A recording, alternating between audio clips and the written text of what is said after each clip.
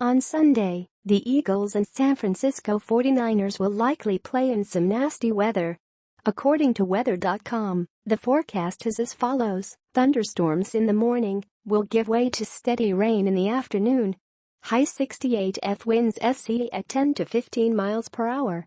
Chance of rain 100%. 1 to 2 inches of rain expected. Locally heavier rainfall possible. Weather.com also notes that there could be gusts of wind up to 21 miles per hour.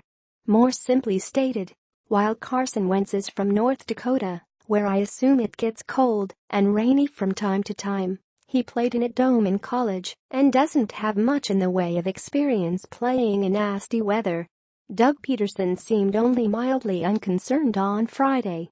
"I think he'll be fine," said Peterson. "I mean, we just got to make sure we secure the snap, number one. And then ball security on handoffs, things of that nature just becomes a little more point of emphasis. He hasn't played in a ton of bad weather games because he played in a dome in college. It doesn't bother him though. He's lived it. He's had to live in the cold or the snow, the wet, the rain. He should be fine." Passing game. One of the key things in rain-soaked conditions is simply being able to grip the football. That's where hand size can really come into play. After all, there's a reason they measure hands at the NFL Combine every year. Wentz has 10 hands, which is an ideal size for a quarterback. According to muckdriftable.com, 10-inch hands would put Wentz in the 78th percentile for quarterbacks. In addition to having bigger hands, Wentz clearly has a stronger arm than Beathard to push the ball through heavy winds to go along with a quality target in the middle of the field like Zach Ertz. Logically, the Eagles would have an advantage in trying to throw the football. Run game. In the run game, the Eagles would have the advantage here as well.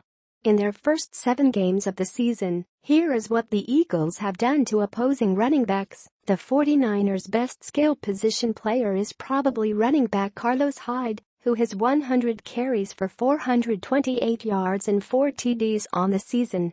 The Eagles need to continue to take away the run first, as they do, no matter when the conditions have been, and make Beathard try and beat them through the air. Meanwhile, no team in the NFL has faced more rushing attempts than the Niners, mostly because they have been down in games this season. As a result, they have allowed 134.6 rushing yards per game, 29th in the NFL, 8 rushing TDs, second most allowed in the NFL, and they've allowed 59 rushing first downs, by far the most in the NFL. Ideally, the Eagles can lean on their run game in this matchup, which again favors them. Is there an advantage either way?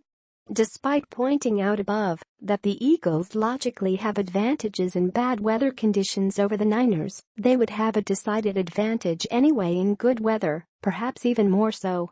Bad weather typically keeps scoring down and could perhaps allow a bad Niners team to stay close on the scoreboard. Additionally, bad weather produces turnovers. If the Eagles find themselves on the wrong end of some turnovers due to a slippery ball, coupled with a low-scoring game, the bad conditions could serve as something of an equalizer in this matchup.